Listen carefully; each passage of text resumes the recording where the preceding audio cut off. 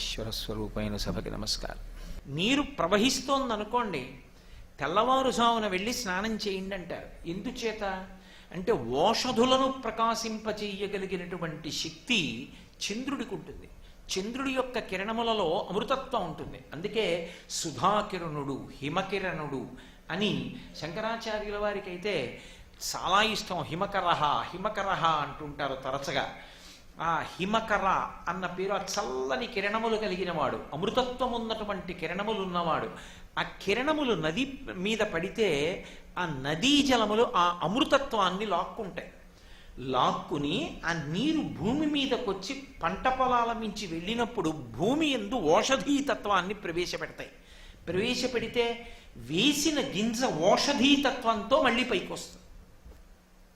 అంటే మీరు పట్టుకున్నారో లేదో, ఓషధి అన్న మాటకు అర్థం ఏమిటంటే, ఒకటి శరీరాన్ని నిలబెట్టగలగడం, రెండు రోగాన్ని పోగొట్టగలగడం, మూడు మళ్ళీ అది ఇంకొక దోషిడు గింజల్ని తయారు చేసే శక్తిని తనలో నిలబెట్టుకోవడం. ఈ మూడు చంద్రకిరణముల నుంచి శక్తిని నీరు లాగడం వల్ల వస్తుంది. అందుకే చంద్రుడి వలన ఓషధులు ప్రకాశిస్తాయంటారు. ఒకటి, ఇప్పుడు ఆ నీరు ప్రవహించిన కారణం చేత పంట బాగా పండిందనుకోండి, అన్నం తిన్నాను, ఆకలి తీరింది, ఆకలి తీరింది, శక్తి పొందాను, రోగము ఉపశమించింది. ఆకలి ఉండడమే రోగము లేదని గుర్తు. పెద్ద పెద్ద రోగాలు ఏమీ లేవని గుర్తు ఏమిటంటే ఆకలి వేయడం, నిద్ర పట్టడం, తెల్లవారేటప్పటికి తిన్నదాన్ని పిప్పి బయటికి వెళ్ళడం. ఈ మూడు. నిద్ర పడుతోందా? పడుతోంది. ఆకలిస్తోందా? వేస్తోంది. తెల్లవారేటప్పటికి తిన్నదానిలో పిప్పి వెళ్ళిపోతుందా? వెళ్ళిపోతోంది. లోపల ఉన్నది చిన్ని రోగం. ఈ మూడిటిలో తేడా వచ్చింది, ప్రమాదకరం. ఇది ఓషధీతత్వంతో నడుస్తుంది. మనం తిన్నటువంటి గింజలలోంచి వస్తుంది ఈ శక్తి.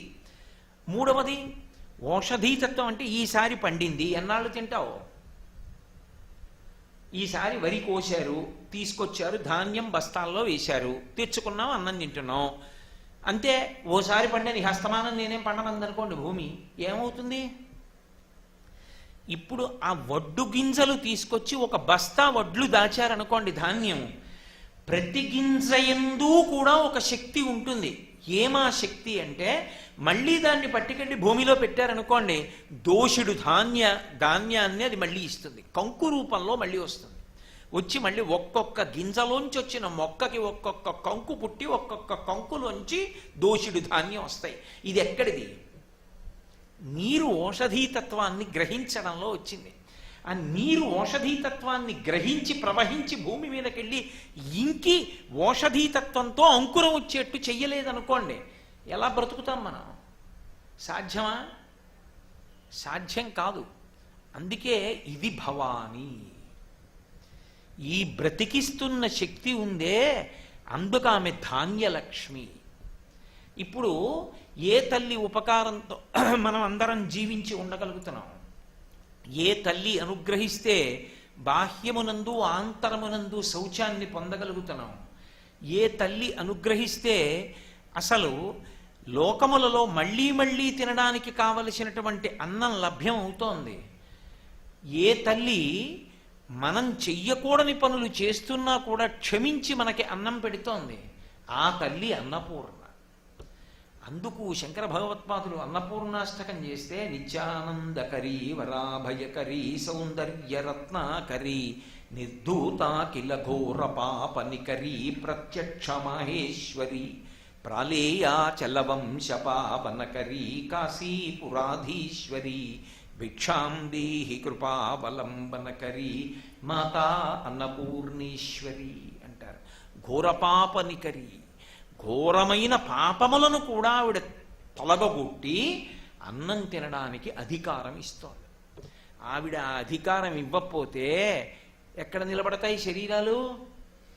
నువ్వు కొన్నాళ్ళు అన్నం తినద్దు అంటే చాలు. అందుకని ఇన్నిటినీ మనని అనుగ్రహించి రక్షించేటటువంటి పరదేవత ఎందుకు అలా చెయ్యాలి అంటే, కేవలము ఆవిడ కారుణ్యమే కారణము. అందుకే మీరు చూడండి, ఉపాసనా విధానమునందు ఒక్క అమ్మవారి ఉపాసనకి మాత్రం మినహాయింపు ఉండదు. మీరు ఏ కారణం చేతనైనా సరే నేను అమ్మవారి ఉపాసన చెయ్యకుండా నేను ఇతర ప్రధానోపాసన ఏది ఉందో అది చేస్తాను, సాధ్యం కాదు. ఆయన బాగా చదువుకున్నాడు, ఆయన యజ్ఞోపవీతం వేసుకున్నాడు, ఆయన వేదము పురాణము శాస్త్రము మొదలైనవి చదువుకున్నాడు. ఇప్పుడు ఆయన శైవుడా, వైష్ణవుడా, శాక్తేయుడా, లేకపోతే సౌరాన్ని పాటించేవాడా, గణాపత్యుడా, ఎవరైనా కానివ్వండి, ముందు మాత్రం రక్షించేటటువంటి శక్తిగా ఆ తల్లిని గాయత్రి అని 3 పూట్ల సంధ్యావందనంలో ఆ మంత్రాన్ని కీర్తించవలసింది, గానం చేయవలసింది. అందుకే చదువుకున్నవాడైతే గాయత్రి అన్న పేరుతో 3 పూట్ల తల్లిని ఉపాసన చేస్తాడు. అసలు ఉపాసన చేస్తే తప్ప ఇతరమైనటువంటి ఉపాసన చేయడానికి అధికారమే లేదు. సంధ్యాహీన అశుచి, సంధ్యావందనం చేయలేదు వాడు అశౌచంతో ఉన్నవాడితో సమానం. వాడు ఏ ఉత్తమ కర్మకి అర్హతని పొందడు. కాబట్టి చదువుకున్నవాడు, కొంచెం ఒక మార్గమునందు ప్రయాణిస్తున్నవాడు, కొంత శాస్త్రం తెలుసుకోవడానికి అధికారం ఉన్నవాడు, వాడు ఎవరిని ఉపాసన చెయ్యాలి? అమ్మవారిని. యజ్ఞోపవీతం లేదు, ఉపనయనం చేసుకోలేదు. ఉపనయనం చేసుకోలేదంటే ఉపనయనం చేసుకునే అధికారము లేని స్థితిలో జన్మించాడు. అంత మాత్రం చేత ఆయనకి ఏదో లోటు జరిగిందనో, భగవంతుడు ఆయన్ని తక్కువగా పుట్టించాడనో, లేకపోతే వేదం ఆయన్ని దూరంగా పెట్టిందనో అని అనుకుంటే పొరపాటు. వేదం ఎందుకు అలా కొంతమందికి యజ్ఞోపవీతం వెయ్యవద్దు అని చెప్పిందంటే, వాళ్ళ వలన దేశం బతుకుతుంది. ఆయన కర్షకుడు, వర్షం పడుతోంది, నాగలి భుజాన పెట్టుకుని పరిగెడతాడు. నువ్వు సంధ్యావందనం చేసి అర్ఘ్యం ఇచ్చి గాయత్రి చేసి కానీ వెళ్ళొద్దు అన్నాడు అనుకోండి, ఇప్పుడు ఆయన ఎలా వెడతాడు? ఆయన వ్యవసాయం ఎలా చేస్తాడు? మిగిలిన వాళ్ళకి అన్నం ఎలా దొరుకుతుంది? అందుకే ఆయన స్నానం చేసి తూర్పుగా తిరిగి సూర్యుడికి ఒక్క నమస్కారం చేశాడు అనుకోండి, సరిపోయిందంతే. రామకృష్ణ పరమహంస దీని మీద అద్భుతమైన విషయం చెప్తుండేవారు. ఒకానొకప్పుడు, అంటే నిజంగా అలా జరిగిందా అంటే నారద మహర్షి అలా చేశారని కాదు, దాని తత్వం తెలుసుకోవడానికి. నారద మహర్షి శ్రీమన్నారాయణుడి దగ్గరికి వెళ్ళి, అయ్యా నీకు పరమభక్తుడెవరు అని అడిగాడు. ఎందుకని తన పేరే చెప్తాడు. శ్రీ మహావిష్ణువు చిరునవ్వు నవ్వి అలా వేలు చూపించి భూమండలంలో ఒక రైతుని చూపించాడు. ఆయన తెల్లబోయాడు. అతన పరమభక్తుడు. నిరంతర నారాయణ స్మరణం చేస్తానే, వెళ్ళి చూస్తానుండి ఏం చేస్తున్నాడో అని వెళ్ళి చూశాడు. ఏం చేస్తూ ఉంటాడు ఆయన? ఏం చేస్తాడు? పొద్దున నిద్రలేచి నారాయణ అంటాడు. పొలానికి వచ్చి నాగలి భూమి మీద పెట్టి దున్నడం మొదలుపెట్టి నారాయణ అంటాడు. మధ్యాహ్నం అన్నం తినడానికి కూర్చుని నారాయణ అంటాడు. సాయంకాలం గడ్డి మోపు కట్టుకుంటూ నారాయణ అంటాడు. రాత్రి పడుకోబోయే ముందు నారాయణ అంటాడు. ఇదే అడిగాడు వెళ్ళి నారదుడు. అతను మహాభక్తుడు. రోజుకి పట్టుమని 10 మాటలు నీ నామని చెప్పడు, నిరంతరం చెప్తున్నాను. ఎలా తేడా? ఆయన ఎందుకు పరమభక్తుడయ్యాడన్నాడు. అంతే అంటావా నారదా? సరే, ఒక చిన్న విషయం చెప్తాను, నీకే అర్థం అవుతుంది. ఇది చాలా సన్నటి మార్గం ఉంది, ఏటవాలుగా ఉంది ఇలాగా. దాని మీద ఒక్క పాదమే పడుతుంది. ఆ ఒక్క పాదం వేస్తూ నిలబడి మళ్ళీ 2వ పాదం వేసి జాగ్రత్తగా మళ్ళీ మొదటి పాదం ఎత్తి, ఏటవాలుగా ఉంది గోడ మీదకి. ఎక్కడైనా పొరపాటు చేసావో కింద పడిపోతావు. 2 పాత్ర నిండా నూనె పోసి ఇస్తున్నాను, చేతులతో పట్టుకుని ఒక చుక్క కింద పడకుండా జాగ్రత్తగా ఈ మార్గంలో గోడ మీదకి వెళ్ళు. పట్టుకుని బయలుదేరాడు. నూనె చుక్క కింద పడకూడదు, కింద తాటి మీద కాలు మధ్యలోకే పాదం ఉండేటట్టుగా వెయ్యాలి, ఏటవాలుగా ఉంది, జాగ్రత్తగా నడవాలి. ఇన్ని చూసుకుంటూ జాగ్రత్తగా నడిచి గోడెక్కాడు. స్వామి చేరిపోయాను.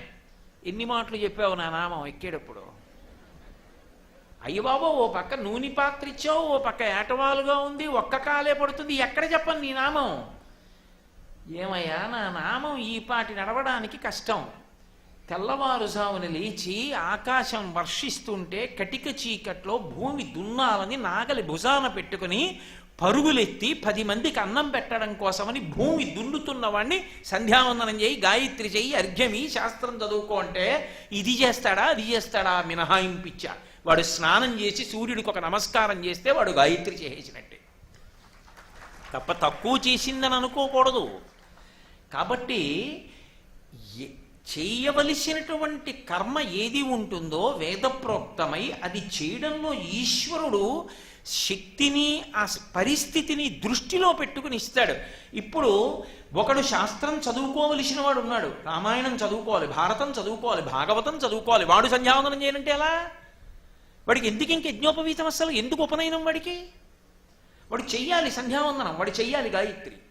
కాబట్టి ఇప్పుడు ఏ దేవతని ప్రధానంగా నువ్వు ఉపాసన చేస్తున్నావు సంబంధం లేదు, అమ్మవారిని గాయత్రి రూపంలో ఉపాసన చెయ్యాలి. ఏమీ తెలియని వాడు ఉన్నాడు, ఎవరిని ఉపాసన చేస్తాడు? అమ్మోరంటాడు.